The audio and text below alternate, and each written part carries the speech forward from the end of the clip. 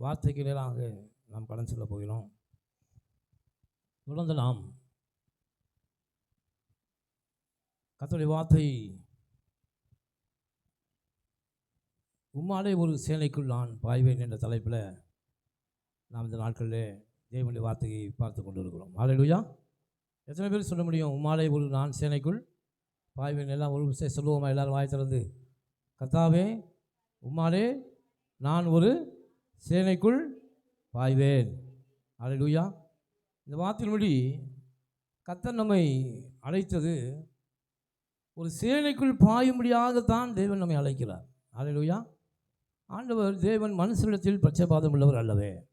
நீங்கள் நினைக்கலாம், ஒரு தாவீது, ஒரு யோனத்தான், பெரிய சவுல், இப்படிப்பட்ட பெரிய ஆட்களைத்தான் ஆண்டவர் அழைத்து பராக்கிரமம் செய்ய அவரை அழைத்திருக்கிறார் என்று நீங்கள் நினைக்கலாம். ஆமாம், கிறிஸ்துவுக்குள் நம்மை வெற்றி சிறக்க பண்ணுகிற தேவன். பழைய ஏற்பாட்டில் வேணால் ஒரு சிலர் பராக்கிரமசாலிகளாக இருந்தார்கள், கர்த்தர் அவர்களை அழைத்து அந்த காரியத்தை நடப்பித்தார். ஆனால் புதிய ஏற்பாட்டிலே தேவன் நம்மை வெற்றி எல்லாரையும் தேவன் வெற்றி சிறக்க பண்ணி நம்மை அழைத்திருக்கிறார். வாசிப்பர் 2 கொரிந்தியர் 2:14 வாசிங்க பார்ப்போம். கிறிஸ்துவுக்குள் எப்பொழுதும் எங்களை வெற்றி சிறக்க பண்ணி எல்லா இடங்களிலேயும் எங்களை கொண்டு அவரை அறிகிற அறிவின் வாசனையை வெளிப்படுத்துகிற தேவனுக்கு ஸ்தோத்திரம். கிறிஸ்துவுக்குள் எப்போதும் எங்களை வெற்றி சிறக்க பண்ணுகிற. இப்போ கர்த்தர் நம்மை எங்கேயும் நமக்கு என்ன ஆண்டவர் கொடுக்குறாருன்னா, நாம் வெற்றி சிறக்க வேண்டும் என்பதே தேவனுக்கு பிரியமாக இருக்கிறது. அல்லேலூயா. வெற்றி சிறக்கணும். கர்த்தர் நம்மை வெற்றி சிறக்க பண்ணியிருக்கிறார். அப்படிப்பட்ட யோனத்தான்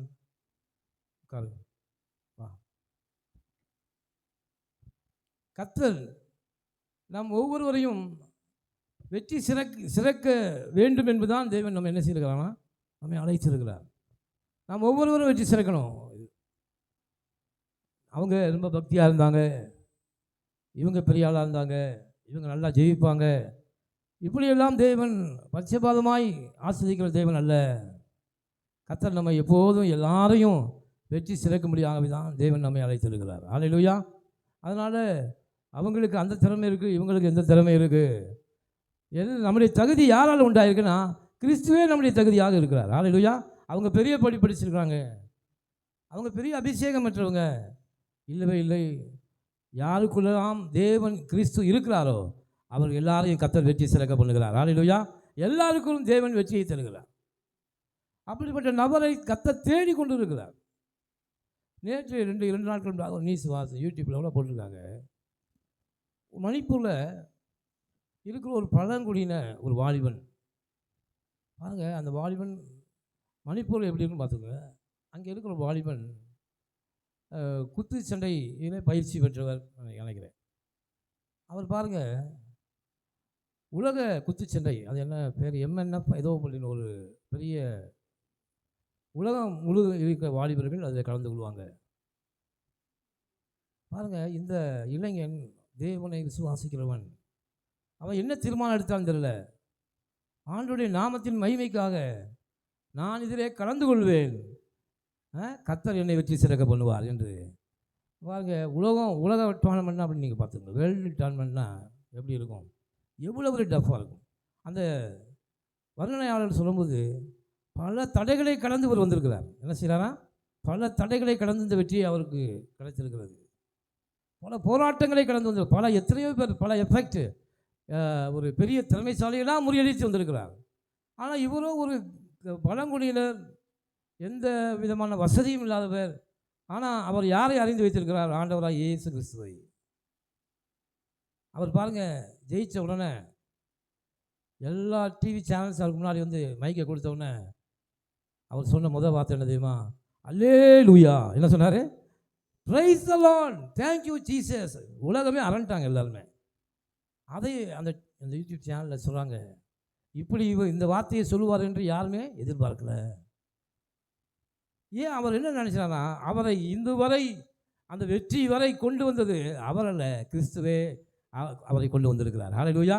இப்படித்தான் உங்களையும் அவர் என்ன செய்கிறார்? எப்பட்டு ஆண்டவர் நீங்கள் கர்த்தருக்குள்ளே எதையாவது ஒன்றை சாதிக்க வேண்டும் என்று நீங்கள் எப்பொழுது புறப்படுகிறீர்களோ அப்பொழுது தேவன் உங்களோடு இருந்து வெற்றி சிறக்க பண்ணுகிற வல்லமையுள்ள தேவன். ஹல்லேலூயா. அநேகர் நாம் துவங்காமே இல்லை. ஆனால் அந்த இளைஞரை பாருங்கள், கர்த்தரை நம்பி சாதாரண மணிப்பூர் கிராமம் என்று உங்களுக்கு தெரியும். இப்போ நீங்கள் அநேகமாக கேள்விப்பட்டிருப்பீங்க. எந்த வசதியுமே இல்லாத ஒரு கிராமத்தில், எந்த பயிற்சியுமே இல்லாத ஒரு வாலிபன், அவன் தேவனை நம்பி அவன் அந்த உலக டோர்னமெண்ட்டில் கலந்துக்கிறான். கர்த்தர் அவனோடு இருந்து அநேகரை முறியடித்து, ஹல்லேலூயா. பாருங்கள், ஆண்டவருக்கு நன்றி சொல்லி அவன் அழுத அழுகை. தன் ஜனத்தாருக்காக அவன் என்ன சொல்கிறான்? எங்கள் ஜனங்களை எல்லாம் நீங்கள் விடுவிக்க வேண்டும். பாரத பிரதமர் மோடிக்கு ஒரு அழைப்பை விடுக்கிறான். ஹல்லேலூயா. பாருங்கள், சாதாரணமாக அந்த அழைப்பு அவன் சொல்லியிருந்தா எந்த டிவிக்காரனும் கேட்டிருக்க மாட்டான். ஆனால் அந்த மேடையில் அவன் தன் ஜனங்களுக்காக சொன்ன கோரிக்கையை உலகமே பார்த்து கொண்டிருந்தது. ஹல்லேலூயா. பாருங்கள், கர்த்தர் உங்களுடைய தகுதியை வைத்து தேவன் உங்களை அழைக்கவில்லை. ஹல்லேலூயா. ஆண்டவருக்கு தேவை விசுவாசமுள்ள ஒரு வாலிபன். எனக்கு தேவை விசுவாசமுள்ள ஒரு மகன். என்னை நம்பி களத்தில் இறங்கக்கூடிய ஒரு மகன் எனக்கு தேவை. என்னை நம்பி அற்புதங்களை செய்யக்கூடிய ஒரு வாலிபன் எனக்கு தேவை என்று கர்த்தர் உங்களை அழைக்கிறார். ஹல்லேலூயா. தன்னை குறித்து ஒரு நாளும் எவன் அதான் சொல்கிறான், என் நினைவுகள் உன் நினைவுகள் அல்ல. கடந்த வாரம் என்ன பார்த்தோம்? என் நினைவுகள் உன் நினைவுகள் என் நினைவுகள் அல்ல. உன்னை குறித்து நீ நினைக்கிற நினைவுகள் சாதாரணமாக தான் இருக்குது. உன்னை குறித்து என்ன நினைக்கிறீங்க? நம்ம எனக்கு இதுதான் தகுதி, என் படிப்பு இவ்வளவு தான், என் திறமை இவ்வளவு தான், எல்லாமே எனக்கு கம்மி தான், என்னால் இப்படி இப்படி காரியங்களை என்னால் என்ன செய்ய முடியாது என்று நீங்கள் நினைக்கிறீர்கள். உலகத்தால் வேணாம் அப்படி நினைக்கலாம். ஆனால் கிறிஸ்து என்ன சொல்கிறானா? பராக்கிரமசாலியே நீ வா, நான் உன்னோடு கூட இருக்கிறேன். ஹல்லேலூயா. எத்தனை பேர் விசுவாசிக்கிறீங்க? கர்த்தர் என்னோடு கூட இருக்கிறார்? கரங்களை வச்சு ஹல்லேலூயா சொல்லுங்கள். ஆமென். அப்போ நீங்கள் எல்லாம் பராக்கிரமம் செய்ய வேண்டும் என்று தான் கர்த்தர் உங்களை அழைக்கிறார். காலத்தை நாம் பிரயோஜனப்படுத்திக் கொள்ள வேண்டும் என்று கர்த்தர் ஞாபகப்படுத்துகிறார். தேவனுக்கென்று அந்த நாட்களை செலவழிக்க வேண்டும் என்று கர்த்தர் விரும்புகிறார். அப்படி தான் கர்த்தர் அழைத்தார். ஆண்டவராக இயேசு கிறிஸ்துவை கூட அவர் மானிடராக பிறந்தபோது 32 வயது வரை தான் யார் என்று அவருக்கு தெரியவில்லை. ஆனால் பரிசுத்த ஆவியானவர் என்னை குறித்து புஸ்தகத்தில் எழுதியிருக்கிறது என்று அவர் கண்டுகொண்டார். அப்பொழுது தான் அவர் என்ன செஞ்சார்? தன் ஊழியத்தை தொடங்கினார். ஹல்லேலூயா. நான் தேவனுடைய குமாரன், நான் தேவனுக்காக என்ன செய்யணும்? அற்புதங்களை செய்ய வேண்டும், அதிசயங்களை நான் செய்ய வேண்டும். கர்த்தர் எனக்குள்ளே இருக்கிறார். அவர் பிதா எனக்கு எதை சொல்கிறாரோ அதையே நான் உங்களுக்கு சொல்கிறேன் என்று கர்த்தர் சொன்னார். ஹல்லேலூயா. அப்போ கர்த்தர் நம்மை அழைத்ததெல்லாம் பராக்கிரமம் செய்ய முடியாகத்தான் தேவன் நம்மை அழைத்திருக்கிறார். இப்போ பாருங்க, கர்த்தர் நம்மை அழைத்த நோக்கம் அதை நாம் விட்டு நாம் பாட்டுக்குள்ளே காற்றிலே சிரமம் பண்ணுறது போல நம்முடைய வாழ்க்கையை நாம் ஓட்டி கொண்டிருக்கக்கூடாது, செலவழித்து கொண்டிருக்கக்கூடாது. கர்த்தருக்கு ஆண்டவர் சொல்கிறார், காலத்தை என்ன செய்யுங்கள்? பிரயோஜனப்பட கிடைக்கக்கூடிய காலத்தில் தேவனுக்கென்று நாம் எதை செய்ய முடியுமோ, தேவனுக்கென்று நாம் எந்த யோசிக்க முடியுமோ, தேவனுக்காக நம்ம வாழுகிற கொஞ்ச நாளில் தேவனுக்காக எதையாவது நாம் என்ன செய்யணும்? செய்துவிட்டு நாம் போக வேண்டும் என்ற ஒரு ஆர்வம் இருக்கணும். அப்பொழுது பரலோகத்திலே அதிக பலனை கர்த்தர் நமக்காக வைத்திருப்பார். ஹல்லேலூயா. அதிக பலனை நமக்காக வைத்திருப்பார். பாருங்கள், புது சிருஷ்டியே காரியம். அப்போ நாம் பராக்கிரமம் செய்வோம். நம்முடைய எண்ணங்களிலே ஒரு மாற்றம் வேண்டும். நம்மை குறித்து நாம் நினைக்கிற நினைவுகளில் ஒரு மாற்றம் வேண்டும். நான் புது சிருஷ்டியாக இருக்கிறேன், எனக்குள்ளே இருக்கிற பழையவைகள் எல்லாம் என்ன செய்து ஒளிந்து போயின, எல்லாம் எனக்கு புதிதாயின. நமக்குள்ளே இருக்கிற எல்லாம் புதிதாக மாற வேண்டும் என்று தான் கர்த்தர் விரும்புகிறார். பழைய எண்ணங்கள், தோல்விகள், அதிரியங்கள், அவிசுவாசங்கள் இவை எல்லாவற்றையும் கீழே தள்ளிவிட்டு நாம் உயர எழும்ப வேண்டும் என்று தான் கர்த்தர் என்ன செய்கிறார்? நம்மை அழைத்திருக்கிறார். ஒரு வசனத்தை வாசிங்க, கலாத்தியர் 6:15.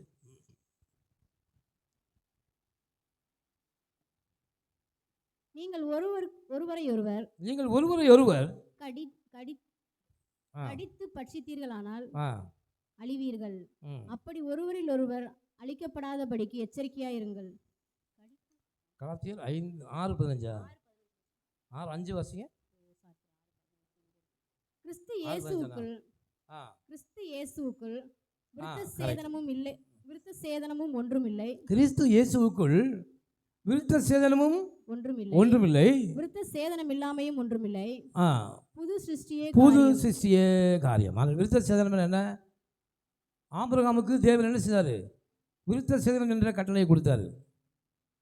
ஏன் கொடுத்தாருன்னா, இந்த விருத்த சேதனம் நீ இந்த கட்டளைக்கு உடன்பட்டினா நான் உன்னை ஆசீர்வதிப்பேன் என்று கர்த்தர் சொன்னார். ஆனால் கிறிஸ்துவுக்குள்ள என்னென்னா, இந்த விருத்த சேதனம் ஒன்றும் இல்லை, எதுவுமே தேவையில்லை. நீ புது சிருஷ்டியாய் மாற வேண்டும் என்பதுதான் முக்கியம், ரொம்ப முக்கியம். ஹல்லேலூயா. நாம் புது சிருஷ்டியாக மாறி இருக்கிறோமா? நம்முடைய எண்ணங்களிலே மாற்றம் வந்திருக்கிறதா? நம்முடைய செயல்களிலே மாற்றம் வந்திருக்கிறதா? கிறிஸ்துவுக்குள்ளே நாம் வெற்றி சிறக்கிறோமா? கிறிஸ்து எனக்குள்ளே இருக்கிறாரா? நாம் என்ன உலகத்தில் என்ன சாதிக்க போகிறோம்? என்ன தேவனுக்காக நம்ம செய்ய போகிறோம்? ஹல்லேலூயா.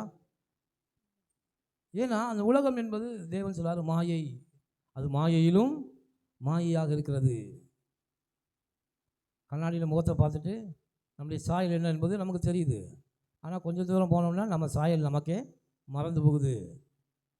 சபையில் தேவ வார்த்தையை கேட்குறோம், வீட்டுக்கு போனால் வேறு மனுஷனாக மாறுகிறோம். அப்புறம் நம்ம வழக்கம் போல் நம்ம கவலை, நம்ம கஷ்டம், நம்மளுடைய பிரச்சனைகள், நம்முடைய இது இந்த ரொட்டீன் வாழ்க்கை நமக்கு வந்துடுது. இதையும் மீறி தேவனுக்கென்று எதையாவது சாதிக்க வேண்டும் நினைக்கிற நினைவு தான், அந்த எண்ணங்களைத்தான் கர்த்தர் ஆசீர்வதிக்க விரும்புகிறார். ஹல்லேலூயா. எதையாவது நாம் தேவனுக்கென்று இந்த பூமியில் இருக்கும்போது நான் செய்யணும். ஹல்லேலூயா. அதுதான் நிலைக்கும் என்று கர்த்தர் சொல்கிறார். அதுதான் ஞாபக புத்தகத்தில் எழுதப்படும். கர்த்தர் அங்கே நம்மை ஆசீர்வதிக்க வல்ல. 100 வாசி 2 கொரிந்தியர் 5:17. இப்படி இருக்க ஒருவன் கிறிஸ்துவுக்குள் இருந்தால் புது சிருஷ்டியாய் இருக்கிறான். கிறிஸ்துவுக்குள்ள நீ இருக்கணும்னா புது சிருஷ்டியாக இருக்க வேண்டும் என்று கர்த்தர் விரும்புகிறார். ஹல்லேலூயா. கிறிஸ்து உனக்குள்ள இருந்தாலும் நீ கிறிஸ்துவுக்குள்ள இருந்தாலும் என்னவா இருக்கணும்? புது சிருஷ்டியாக இருக்கிறான். கிறிஸ்து நமக்குள்ள இருக்கிற என்ன அர்த்தம்? தேவனுடைய வார்த்தைகள் நமக்குள்ள இருக்குது என்று அர்த்தம். ஆமென். அதுதானே ஆண்டவர் எப்படி இருக்காரு? ஆதியிலே தேவன் எப்படி இருக்காரு? ஆதியிலே வார்த்தை இருந்தது. அப்போ வார்த்தையாகத்தான் தேவன் நமக்குள்ளே இருக்கிறான். அப்போ கிறிஸ்து நமக்குள்ளே இருந்தார்னா வார்த்தை நமக்குள்ளே இருக்கு. வார்த்தை நமக்குள்ளே இருந்துச்சுன்னா நான் புது சிருஷ்டியாக இருக்கிறேன். ஹல்லேலூயா. அப்போ பழையவைகள் எல்லாம் ஒழிந்து போயினேன். என்ன பழையவைகள்? என்ன? நான் பெரிய பயந்த சுவாமுடையவனாக இருந்தேன். ஆனால் கிறிஸ்து இப்போ எனக்குள்ளே வந்ததுனால நான் என்னவா இருக்கேன்? பராக்கிரமசாலியாக மாறிவிட்டேன். ஹல்லேலூயா. எத்தனை பேர் அப்படி சொல்ல முடியும்? கிறிஸ்துவுக்காக நான் எதையும் சாதிக்க என்னால் முடியும். ஏன்னா இருளில் இருக்கிற ஜனங்கள் வெளிச்சத்தை கண்டார்கள் என்று வேதம் சொல்லுது. இன்னும் இருளில் இருக்கிறாங்க. கரண்டே இல்லாமல் இருளுக்குள்ளே இருக்காங்களா ஜனங்கள்? இருளுக்குள்ளே இருக்காங்களா? இல்லை. அப்போ என்ன இருளில் இருக்கிறாங்க? இருள் என்பது ஆத்மா. ஆத்மா வந்து என்ன செய்யும் அப்படின்னா, வெளிச்சம் இல்லைன்னு வச்சுங்க.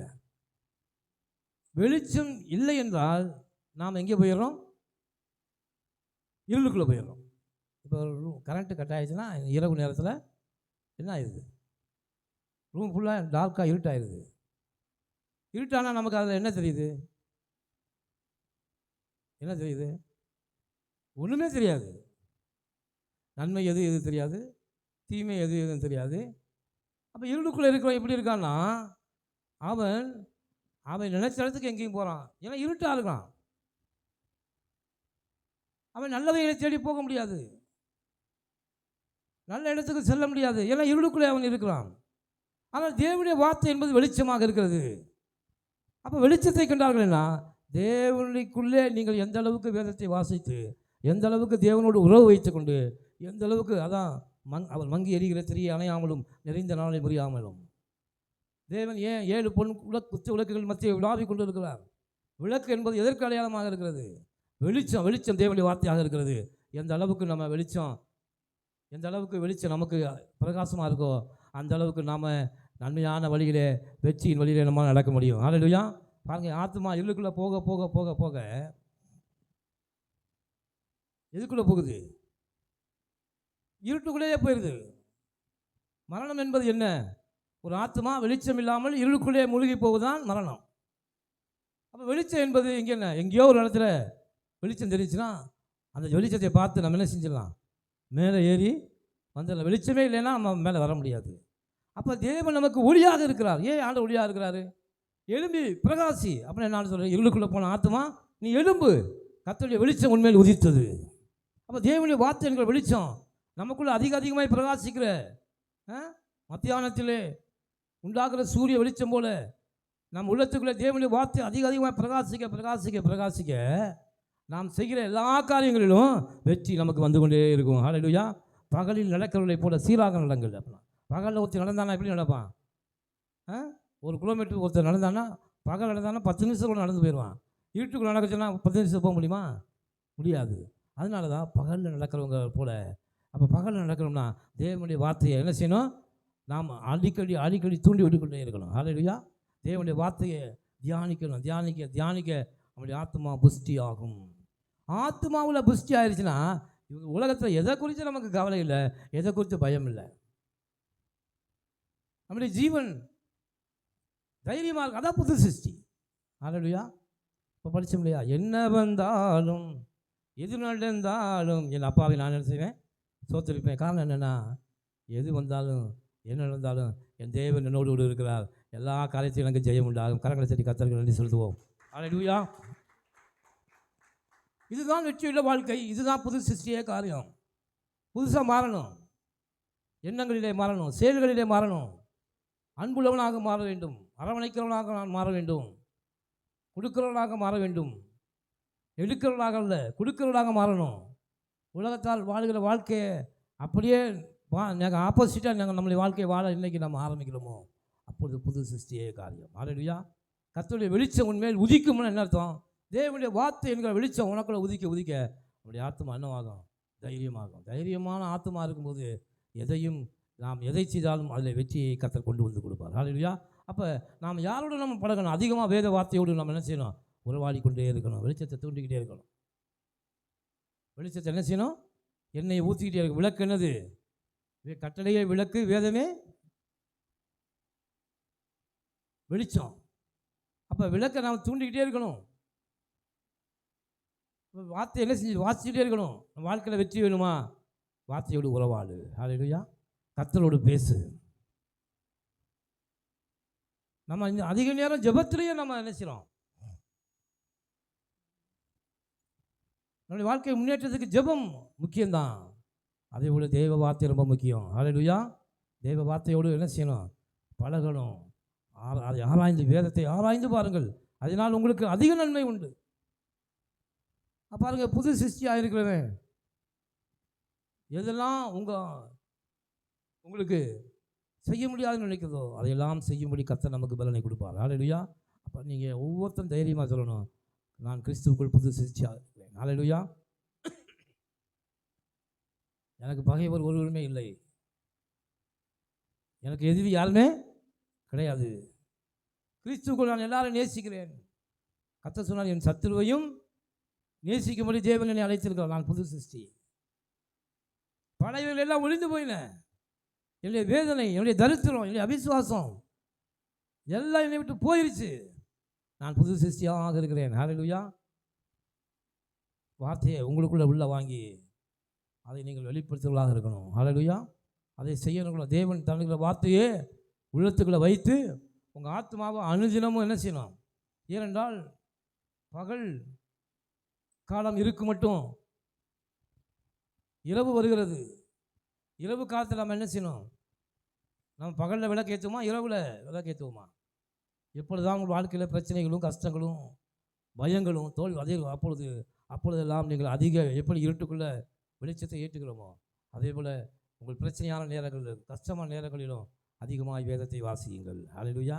அதிகமாக விளக்கை ஏற்றுங்க. அந்த வெளிச்சம் தான் உங்களுக்கு தைரியத்தை கொண்டு வரும். ஆமென். ஹல்லேலூயா. பாருங்க, 1 வருஷத்தை வாசிங்க. எபேசியர் 1:9.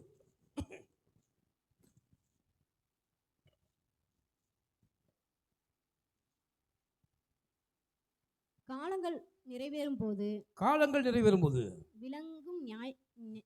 விளங்கும் நியமத்தின்படி பரலோகத்தில் இருக்கிறவையும் பூலோகத்தில் இருக்கிறவர்களுமாகிய சகலமும் கிறிஸ்துவுக்குள்ளே கூட்டப்பட வேண்டும் என்று தமக்குள்ளே தீர்மானித்திருந்த தம்முடைய தயவுள்ள சித்தத்தின் ரகசியத்தை கிறிஸ்துவுக்குள்ளே நாம் கூட்டப்பட வேண்டும். எதில் கூட்டப்படணும்? கிறிஸ்துவுக்குள்ளே நாம் எல்லாம் என்ன கூட்டப்படணும் அப்படின்னு நாம் ஒவ்வொருவரும் கிறிஸ்துவை தரித்து கொள்ள வேண்டும். கிறிஸ்து யாருக்குள்ளே இருக்கிறாரோ அவர்களையே கர்த்தர் பரலோகத்திற்கு அழைத்திருக்கிறார். ஹல்லேலூயா. கிறிஸ்து நமக்குள்ளே இருந்தா நாம் கிறிஸ்துவுக்குள்ளே இருக்கிறோம். அப்படிதானே? கிறிஸ்துவுக்குள்ளே தான் கர்த்தர் நம்மை காண்கிறார். நம்ம ஆண்டவர் பார்க்கும்போது கிறிஸ்துவுக்குள்ளே நமக்குள்ளே கிறிஸ்து இருக்காரான்னு பார்ப்பார். இல்லை கிறிஸ்துவுக்குள்ளே நாம் இருக்கிறோமா? அதான் ரொம்ப முக்கியம். ஹல்லேலூயா. பாருங்கள், ஆண்டவர் நம்ம எல்லாரையும் போல வாழ தேவன் நம்மளை அழைக்கலை. பராக்கிரமசாலியாக அழைச்சிருக்காருன்னா நாம் பெரிய காரியங்களை செய்ய வேண்டும். ஹல்லேலூயா. கர்த்தர் ஏனென்றால் நமக்குள்ளே இருக்கிறவர், அதிசயங்களை செய்கிறவர், அற்புதங்களை செய்கிறவர், இல்லாதவர்களே இருக்கிறது போல அழைக்கிற தேவன். எதுவும் இல்லைன்னு அழுதுட்டு இருக்காத, அதை உண்டாகும்படி தேவன்கிட்ட நீ கேளு. ஹல்லேலூயா. அது எனக்கு வேண்டும் என்று கர்த்தர்கிட்ட நீ கேளு. ஏனென்றால் ஆண்டவர் எப்படிப்பட்டவர்? இல்லாதவர்களை இருக்கிறது போல அழைக்கிறார். ஹல்லேலூயா. ஏன்னா கிறிஸ்துக்குள் நம்மளை வெற்றி சிறக்க பண்ணுகிறவர். எபேசியர் 1:4 வாசிங்க. தமக்கு முன்பாக நாம் அன்பில் பரிசுத்தம் உள்ளவர்களும் குற்றம் இல்லாதவர்களுமாய் இருப்பதற்கு அவர் உலக தோற்றத்திற்கு முன்னே கிறிஸ்துவுக்குள் நம்மை தெரிந்து கிறிஸ்துவுக்குள் நம்ம எதுக்கு பாருங்க, கிறிஸ்துவுக்குள் நம்ம ஏன் தெரிஞ்சுக்கலாம்னா, தமக்கு முன்பாக நாம் அன்பில் பரிசுத்தம் உள்ளவர்களும். இங்கே ஒரு புது அன்பை சொல்றாரு. பரிசுத்தமான என்னது? அன்பு. அன்பில் பரிசுத்தம் இருக்கணும்னு சொல்றாரு. ஆண்டவர் ஒரு உண்மையை சொல்வார். என்ன உண்மையை சொல்றாருன்னா, உனக்கு உள்ளதை எல்லாம் நீ விட்டு தரிசனம் கொடுத்தாலும், என்னது? உனக்கு உள்ளதை எல்லாவற்றையும் விட்டு நீ தரித்திரருக்கு நீ கொடுத்தாலும் நான் உன்னை ஆசிரிக்க மாட்டேன். ஏன்னா உனக்குள்ள அன்பு இல்லைன்னா நீ என்ன கொடுத்தாலும் அது வேஸ்ட்டு. ஹல்லேலூயா. ஏன்னா அன்பு இல்லாமல் ஒரு மனுஷன் எதையாவது கொடுத்தான்னா ஏதாவது நமக்கு கிடைக்கும்னு கொடுக்குறாங்க. அன்போடு கொடுக்குற எதை கொடுக்குறான்? எதுக்கு எனக்கு கிடைச்சாலும் சரி கிடைக்கலாம் சரி, அவர்கள் கஷ்டத்துக்கு நான் என்ன செய்கிறேன்? கொடுக்குறேன். அவங்க மேலே நான் வச்சிருக்கிற அன்பு. நாம் எதையாவது கொடுக்கணும்னா ஆண்டவர் சிலுவையில் அரைஞ்சார், தன்னை ஒப்பு கொடுத்தாரு. நம்ம எதையாவது திருப்பி கொடுக்கணும்னா ஒரே ஒன்று கேட்டார், அவங்க ஆத்மாவை எனக்கு கொடு. அதான் தமக்கு முன்பாக அன்பிலே நாம் பரிசுத்தம் உள்ளவர்களாக இருக்கணும். அன்பு என்பது தெய்வீக அன்பை உடையவர்களாக நாம் இருக்கணும். ஏன்னால் அன்பு சகலத்தையும் தாங்கும். நாம் எந்த விஷயத்தை தாங்குகிறோம்? எத்தனை பேர் கணவன் செய்த தவறுகளை தாங்கிக் கொண்டு இருக்கிறோம்? மனைவி செய்த தவறுகளை எத்தனை பேர் நாம் தாங்கிக் கொண்டு இருக்கிறோம்? அன்பிலே பரிசுத்தம் என்பது என்ன? விட்டுக் கொடுக்கிறது. ஹல்லேலூயா. அன்பு, என்னுடைய அன்பு பரிசுத்தம் உள்ளது, கர்த்தருடைய அன்பு பரிசுத்தம் உள்ளது. அதனால தான் இன்னை வரைக்கும் கிறிஸ்தவம் நிற்குது. ஆமென். இன்னை வரைக்கும் கிறிஸ்து நிற்கிறார்னா காரணம் என்னன்னா, கிறிஸ்துவின் அன்பிலே பரிசுத்தம் இருந்தது. உலகம் பூரா யூதர்களை வெறுத்தான். ஏன் வெறுத்தான்? கிறிஸ்துவை கொண்டுட்டாங்கிறதுக்காக வெறுத்தான். ஹிட்லர் 1,00,000 பேரை கொண்டாரு. ஏன்னா கிறிஸ்து இறந்ததுக்கு அப்புறம் ரோமானியர்கள் பூரா கிறிஸ்துவை நம்பிட்டாங்க. இவர் தான் தேவன் அப்படின்னு, தேவகுமாரன். ஏன்னா அவங்களுக்கு விட்னஸ் இருந்துச்சு. அவர் மரிக்கும்போது 3 மணி நேரம் பெரிய அமைதல் உண்டாச்சு. அப்போ எல்லாரும் ரோமானிய படை வீரர்கள் என்ன சொன்னான்? இவர் உண்மையிலேயே தேவனுடைய குமாரன். அப்போ ரோமர்கள் எல்லாம் என்ன செஞ்சாங்க? கிறிஸ்து தேவனுடைய குமாரன் என்று நம்பினார்கள். ஆனால் யூதர்கள் நம்பல. அவங்க போய் தான் ரோமன் கேத்தலிக், ரோமனுடைய திருச்சபை, கிறிஸ்துவ திருச்சபைகளை ஆரம்பிக்கிறாங்க. அதுதான் உலகம் பூரா வந்துச்சு. ஹல்லேலூயா. அப்போ பாருங்கள், இந்த ரோமன் பேரரசுக்குள்ளே இருந்த எல்லா ஐரோப்பிய நாடுகளும் இந்த யூதர்களை வெறுக்க ஒரே ஒரு காரணம் என்னென்னா, இவன் சிலுவையில் இயேசுவை அரைஞ்சிட்டான். சிலுவையில் இயேசுவை அரைஞ்சிட்டான். இயேசு மேலே இருந்த அன்பு அப்படி வெளிப்படுச்சு. ஏன்னா அன்பிலே பரிசுத்தம் உள்ளவர் நம்முடைய ஆண்டவராக இயேசு. ஹல்லேலூயா. அதான் ஆண்டவர் சொன்ன, ஒரு கணத்தை அரைஞ்சா மறு கணத்தை திரும்பி கொடு. அன்பு சகலத்தையும் தாங்கும். அதான் புது சிருஷ்டி. சகலத்தையும் தாங்கும், சகலத்தையும் நேசிக்கும். அன்பு தற்பொழிவை நாடாது, பிறர் பொருளை இச்சையாது. ஹல்லேலூயா. அடுத்தவர்கள் பொருளை என்ன செய்யாது? இச்சையாது. அப்போ அன்பிலே ஆண்டவர் சொல்கிறது, தமக்கு முன்பாக அன்பிலே நாம் பரிசுத்தம் உள்ளவர்களாக இருக்க வேண்டும் என்று கர்த்தர் விரும்புகிறார். ஆமென். அதுதான் புது சிருஷ்டிய காரியம். புது சிருஷ்டியில் ரொம்ப மிக முக்கியமானது அன்பு தான். எல்லா மதத்திலும் முன்னாடி எது வரும்னா கட்டளைகளும் பிரமாணங்களும் இதை எப்படி செய்யணும் இதை எப்படி செய்யணும் இப்படி தான் வரும். ஆனால் கிறிஸ்தவத்தில் மாத்திரம் தான் அன்பு தான் பிரதானமாக இருக்கிறது. அன்பு உனக்கு இல்லை. நீ பெரிய தீர்க்கதரிசியாக இருந்தாலும் பரவாயில்ல, ஆண்டவரே உங்களை வந்து நேரடியாக பேசலாம் பரவாயில்ல, உன்கிட்ட அன்பு இல்லைன்னா நீ ஒன்றுமே இல்லை. அன்பு எனக்கு இராவிட்டால் நான் ஒன்றுமே இல்லை. அப்போ புது சிருஷ்டி நம்ம எண்ணங்களிலே மாற்றம், செயல்களிலே மாற்றம். இதே உலகம் பார்க்கணும். இதே உலகம் பார்த்து இவர்கள் கிறிஸ்தவர்கள், ஹல்லேலூயா, இவர்கள் எப்படிப்பட்டவங்க? அன்பு நிறைந்தவர்கள். அப்போ அன்பு இன்னைக்கு உங்களுக்கு பூரணப்படுதோ அப்பொழுது தேவனுடைய ராஜ்யம் உன் குடும்பத்துக்குள்ளே வருது, உன் பிள்ளைகளுக்குள்ளே வருகிறது, தேவ சமாதானம் உனக்குள்ளே வருது, தேவனுடைய ஆசீர்வாதம் உனக்குள்ளே வருது. சத்துருவையே சிநேகிக்க சொன்ன ஆண்டவர் நம்ம குடும்பத்தில் இருக்க ஒருத்தரை நாம் சிநேகிக்க கூடுமா? வேண்டுமா வேண்டாமா? வேண்டாமா? அநேக சமயங்களில் நாம் நம்முடைய எண்ணத்தின்படி நம்முடைய விருப்பத்தின்படி நடக்கிறோம். கிறிஸ்தவர்கள் அப்படி தேவன் அழைக்கவில்லை. கர்த்தருடைய விருப்பத்தின்படி நடப்பதற்கே தேவன் நம்மை அழைத்திருக்கிறார். ஹல்லேலூயா.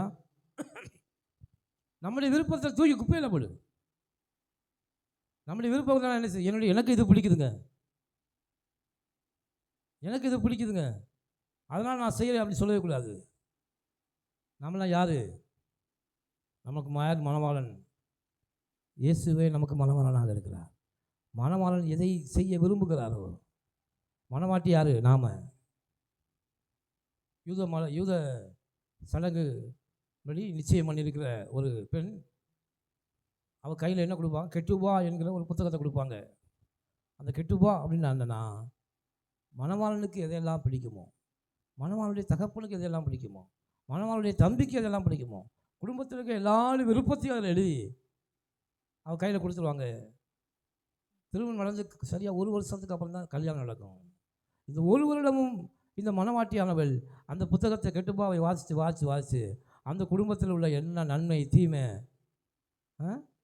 ஒரு சிலர் யோசிக்கிறாங்க, இதெல்லாம் நாங்கள் எல்லாமே அப்படித்தானே இருக்கோம். கர்த்தர் உங்களை ஆசீர்வதிப்பார். ஹல்லேலூயா. அப்போ அந்த கெட்டுப்பாவை வாசித்து அவள் அந்த மணவாளனுக்கு ஏற்ற மணவாட்டியாக அவள் மாறுகிறாள். அப்போ பாருங்கள், திருமணம் முடிஞ்சு வீட்டுக்குள்ளே போனால் தன் வேலையை ஆட்டோமேட்டிக்காக யார்ட்டையும் கேட்க வேண்டிய அவசியம் இல்லை. நாத்தனார்ட்ட போய் உனக்கு காப்பி பிடிக்குமா, டீ பிடிக்குமா, தேவையே இல்லை, எனக்கு எல்லாமே தெரியும். தன் வாழ்க்கையை என்ன செய்கிறா? அந்த வீட்டோடு வீடாக இணைந்து விடுகிறாள். இதுபோல தான் தேவனோடு நாம் இணைந்து வாழ வேண்டும். கெட்டுப்பா என்பது தேவனுடைய வார்த்தை. பைபிள் தான் நமக்கு இப்போது கெட்டுப்பா. கர்த்தருடைய வார்த்தையை என்ன செய்யணும்? ஆணிதரமாக வாசித்து பல்லவத்தில் போய் நான் என்ன செய்யணும், தேவனோடு நான் என்ன செய்யணும் என்பதை, நாம் மணவாளனுக்கு ஏற்றவளாக எப்படி நான் மாற வேண்டும் என்பதை வேதத்தை வாசித்து நாம் கற்றுக்கொண்டு மணவாளனுக்கு பிரியமுள்ளவளாக நீங்கள் நடக்கும்போது பல்லவ ராஜ்யம் உங்களுக்குள்ளே கடந்து வருகிறது. ஹல்லேலூயா. அன்பிலே பரிசுத்தம். பாருங்க, ஆண்டவர் நம்மளை அன்பிலே பரிசுத்தம், எண்ணங்களிலே பரிசுத்தம், புது சிருஷ்டி, அதை நம்ம கற்றுக்கொள்ளணும். வாசிங்க, ரோமர் 8:15 முடிச்சிருவோம்.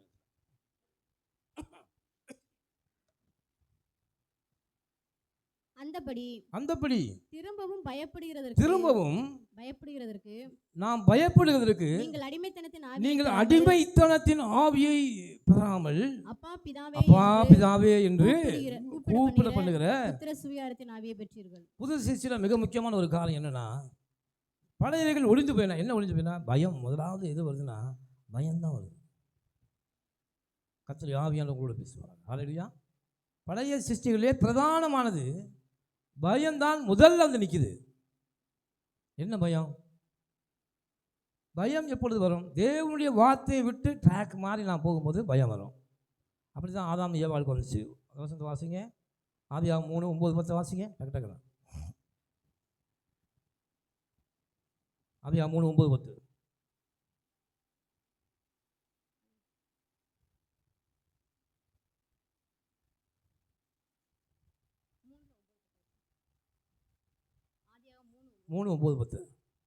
அப்பொழுது தேவனாகிய கர்த்தர்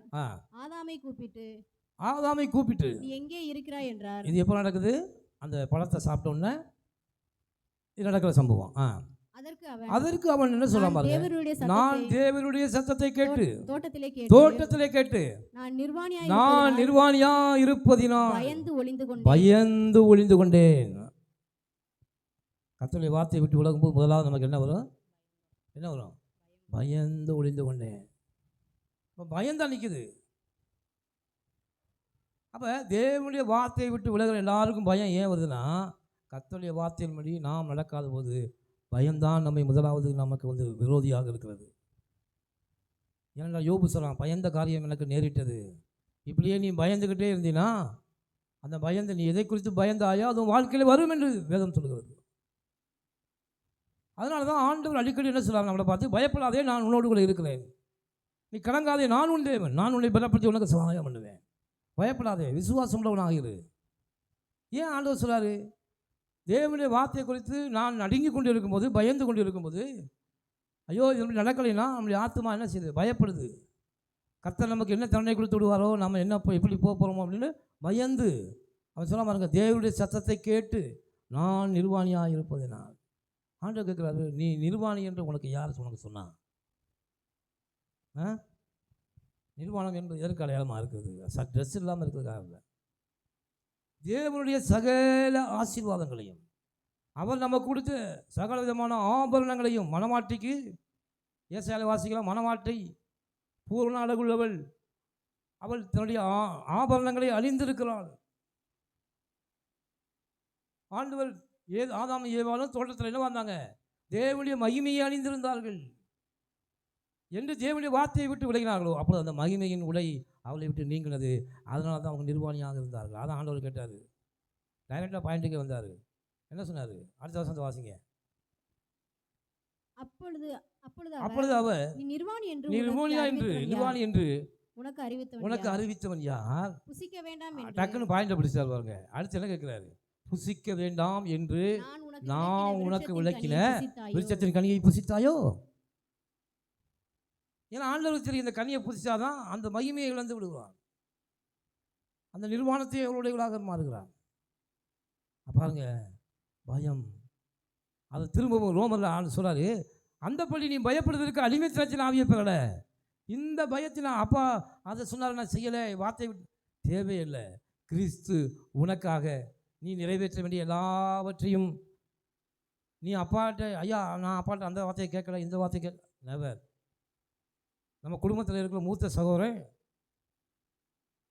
நம்ம குடும்பத்தில் இருக்கிற மூத்த சகோதரன் யார்? இயேசு. பாருங்கள், நம்ம குடும்பத்தில் மூத்தவராக இருக்கிறவர், குடும்பத்தில் என்ன விசேஷமாக இருந்தாலும் ஏதாவது பிரச்சனை இருந்தாலும் முக்கால்வாசி வேலை யார் பார்ப்பது? அவர் பார்த்துக்குவார். ஏன்னா அவர் மூத்தவர். அப்போ நாம் இளையவராக இருக்க நமக்கு என்ன செய்ய தேவையில்லை, கவலைப்பட தேவையே இல்லை. நம்ம ஜாலியாக உட்காந்துருக்கலாம். ஏன்னா இளையவன், அவர் எல்லாவற்றையும் பார்த்துக்கிடுவார். அப்போ அது ஆண்டவர் என்ன சொல்கிறான்னா, நீ அதை குறித்து கவலைப்படாத. அவர் கர்த்தர் எல்லாவற்றையும் உனக்காக அவர் செய்ய வேண்டியவர்களெல்லாம் செஞ்சு உன்னுடைய பாவத்தை உன்னை விட்டு விளக்கும்படி கல்வாரில் மறித்து, ஒரு மூத்த சகோதரன் ஒரு குடும்பத்திற்கு என்ன செய்ய வேண்டுமோ அதை எல்லாவற்றையும் செய்து எல்லா குடும்பத்தினுடைய பாரத்தை இறக்கி உனக்கு நீ பயத்தை உனக்கு இருந்த பயத்தை முதலாவது உன்னை விட்டு எடுத்து அவர் சகலவற்றையும் உனக்காக செய்தபடினாலே இப்போ நீ பயப்பட வேண்டிய அவசியமே இல்லை. அன்றையும் நான் பயப்படுவதற்கு நீங்கள் அடிமைத்தன ஆவி இல்லை. ஏனென்றால் நீ இப்போ அடிமை இல்லை, நீ தேவனுடைய வார்த்தையை நிறைவேற்றின ஒரு வெற்றியை சிறந்த மனிதனாக இருக்கிறாய். அல்லேலூயா. ஏன்னா கிறிஸ்து உனக்காக சிலுவையில் என்ன செஞ்சார்? எல்லாவற்றையும் செய்து முடித்து விட்டார். அல்லேலூயா. அதனால தான் சொல்லுவார், அந்த வார்த்தையை போடுங்க திருப்பி, ரோமர் 8:15.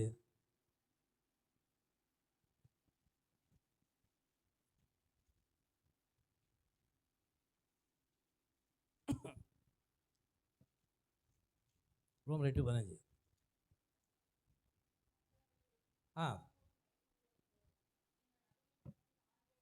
அடிமைத்தனத்தின் ஆவியை பெறாமல் அப்பா பிதா என்று அழைக்க கூப்பிடப்படுகிற புத்திர சுவிகாரத்தின் ஆவியை நாம் பெற்றிருக்கிறோம். அல்லேலூயா.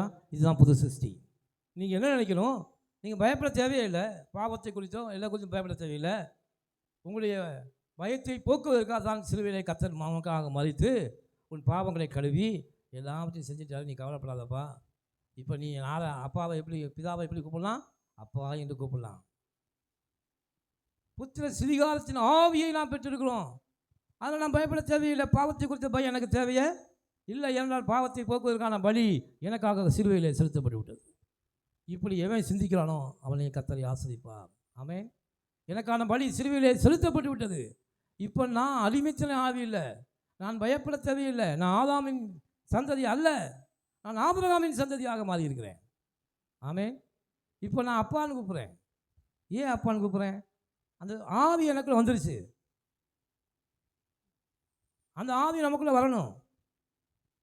இதோ பூமி மேல் அக்கினியை பொழுது அவை பற்றி எரிய வேண்டும் விரும்புகிறேன். தேவனுடைய வார்த்தை என்பது ஆவியாக இருக்கிறது. அப்போ என்ன ஆவி நமக்குள்ளே இருக்கணும்? அப்பா என்று அழைக்கணும். ஹல்லேலூயா. நீ அடிமை இல்லை, உன்னை பிள்ளையாக நான் ஏற்றுக்கொண்டு இருக்கிறேன் என்ற தைரியம் உனக்குள்ளே இருக்கும்போது நீ வெற்றி சிறக்க பண்ணுவாய். அடுத்த வசனத்தை வாசிங்க. 14.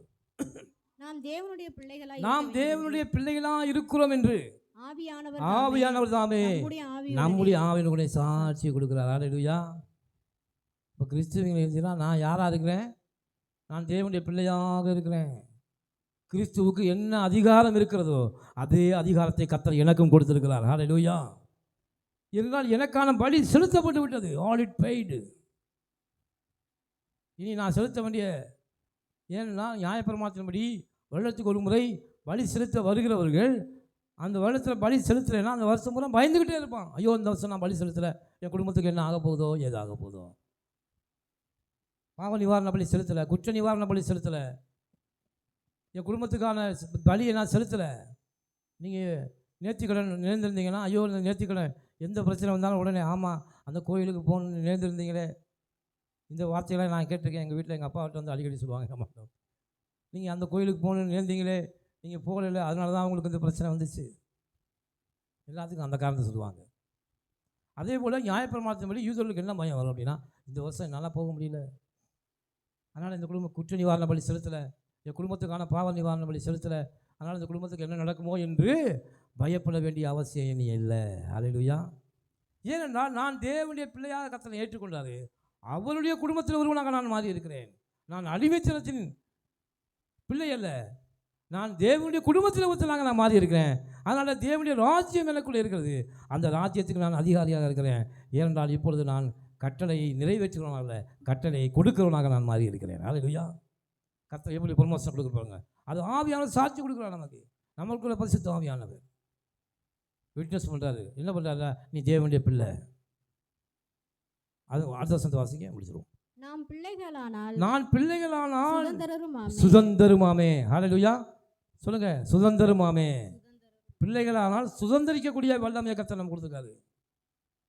தேவனுடைய சகல ஐஸ்வர்யத்திற்கும் பங்குள்ளவனாக தேவனை மாற்றி இருக்கிறார்.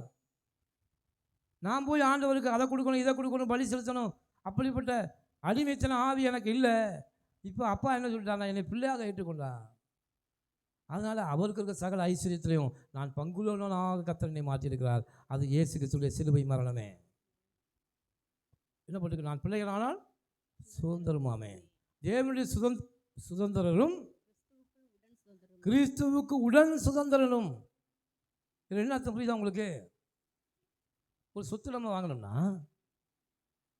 குடும்பத்தில் 2 பேர் இருந்தால் 2 பேர் என்ன செய்யணும்? கையெழுத்து பண்ணணும்.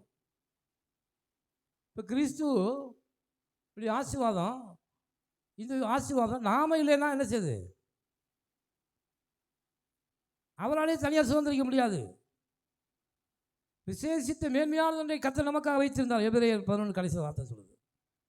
அவர்கள் மேன்மையான விசேஷித்த பங்கு அப்படின்னா கிறிஸ்துவுக்கு உடன் சுதந்திரம்னா பரலோகத்தில் இருக்கிற ஆசீர்வாத கதவுகள் இயேசு கையெழுத்து போட்டாலும் நானும் கையெழுத்து போட்டால் தான் அந்த ஆசீர்வாத கதவுகள் திறக்கும். எவ்வளோ பெரிய வார்த்தை தெரியுமா அந்த வார்த்தைலாம்? கிறிஸ்துவுக்கு உடன் சுதந்திரம்னா கிறிஸ்து கையெழுத்து போகிறதுக்கு, பிள்ளைன்னு கையெழுத்து போகிறதுக்கு உரிமை இருக்குன்னா எனக்கு அந்த உரிமையை கர்த்தர் கொடுத்துருக்கிறார். ஹல்லேலூயா. அப்போ நீங்கள் ஆசீர்வாத கதவுகளை திறக்க முடியும். நீங்கள் ஜெபிக்கும் போது தான் ஆண்டவர் சொன்னார், தட்டுங்கள் திறக்கப்படும். நீ தட்டு. ஏன்னா உனக்கு அந்த உரிமை இருக்குது. நீ அப்பா பிதாவை அழைக்க புத்திர சிவிகாரம் உனக்கு நான் கொடுத்துருக்கேன். நீ ஜெபிச்சா உனக்கு கிடைக்கும். ஹல்லேலூயா. ஏன்னா உனக்கு ஒரு பங்கு இருக்கிறது. ஏனென்றால் நான் சொல்கிறது கிறிஸ்துவுக்கு உடன் சுதந்திரம். கிறிஸ்துவுடனே கூட அடுத்த வசனம் பாருங்க. கிறிஸ்துவுடனே கூட நாம் மகிமைப்படும்படி, அதை பதினிலைப்படுங்க. அவருடனே கூட பாடுபட்டார். இதுதான் இந்த வசனம் ரொம்ப முக்கியம். இதுக்கு தான் நான் பாயிண்ட்டுக்கு வரேன். இப்போ என்னென்னா இவ்வளவு ஆசீர்வாதம் எல்லாத்தையும் கொடுத்துருக்கிறேனே, கிறிஸ்து மாத்திரம் பாடுபட்டால் பத்தாதுப்பா. கிறிஸ்துவுடனே கூட நாமும் மகிமைப்படும் அவருடனே கூட நீங்களும் பாடுபட வேண்டும். கிறிஸ்து சிலுவையிலே பாடுபட்டு அவர் வேலையை செஞ்சுட்டு போயிட்டாரு. இப்போ நீ பூமியில் அந்த பாடுகளை நீனும் ஒரு ஏன்னா நீ பங்காளியாக இருக்க. குடும்பத்தில் ஏதாவது செலவுனா என்ன செய்வாங்க? மூத்தவர் 500 ரூபா போட்டாங்கன்னா இளையவர் என்ன செய்யணும்? 500 ரூபா போடணும். அப்போ தானே அந்த குடும்பத்தில் நமக்கு சுதந்திரம் இருக்குது. அதானே உண்மை. இப்போ ஆண்டவர் எவ்வளோ பெரிய ஈக்குவல் ரைட்டு நமக்கு கொடுக்குறாரு பாருங்க. எவ்வளோ பெரிய மகத்துவத்தை மகிமை, அதான் மகிமையப்படும்படிக்கு எவ்வளோ பெரிய ஆளாக கர்த்தர் நம்ம அழைச்சிருக்காரு. இதெல்லாம் நம்ம பார்க்கணும். பரலோகத்தில் அவருக்கு ஈக்குவலான இடத்த நம்ம கொடுத்துருக்காரு. கிறிஸ்துவுடனே கூட நாம் மகிமைப்படும்படிக்கு பிதாவாகிய தேவன் அந்த மகிமையை கிறிஸ்துவுக்கு மாத்திரம் கொடுக்கல, அந்த கிறிஸ்துவுடைய மகிமைக்கு நமக்கையும் பங்காளியாக மாற்றிருக்காரு. அல்லேலூயா. அப்போ அவர் சொல்கிறாரு, அவருடனே கூட நீ இப்போ பாடுபடு. சும்மா உட்காந்துக்கிட்டு நான் பரலோகத்துக்கு போகிற கிறிஸ்துவனுடைய ஆசீர்வாதங்களை சோதரிக்க நினைக்காத. உங்கள் அண்ணன் மூத்த சகோதரன் எந்த அளவுக்கு உனக்காக பாடுபட்டு சிலுவையில் மறித்து இந்த பூமி பிசாசை ஜெயிச்சு இந்த பூமியை உனக்கு கையில் கொடுத்துட்டு போயிட்டான். இதை நீ என்ன செய்யணும்? இதை திருப்பி நீ பிசாசு கையில் கொடுக்காத மணிக்கு. இதை நீ போராடி அதை வென்று எடுக்க வேண்டும் என்று. அப்போ நீ பாடுபடணும்னா தேவனுடைய ராஜ்யத்தை கட்டணும். தேவனுடைய ராஜ்யத்துக்காக நீ பாடுபடணும். வேதம் சொல், அவரோட பாடுபட்டால் அவரோடு உடைய ஐஸ்வர்யத்தை நீங்கள் பெறுவீர்கள். அல்லேலூயா. அப்போ ஆண்டவர் என்ன வேலை அதை வேலையை கர்த்தர் நமக்கும் கொடுத்துருக்கிறார். அதனால தான் கர்த்தர் உங்களை பராக்கிரமசாலியாக அழைக்கிறார். அல்லேலூயா. அவரோடு கூட நீ பாடுபடணும். அவர் செஞ்ச வேலையை நீனும் பூமியில் செய்யணும். அவர் என்ன சொல்லிட்டு போனார்? கிறிஸ்து, நீங்கள் உலகம் எங்கும் புறப்பட்டு போய் சகல சிருஷ்டிகளுக்கும் என்ன பிரசிங்க?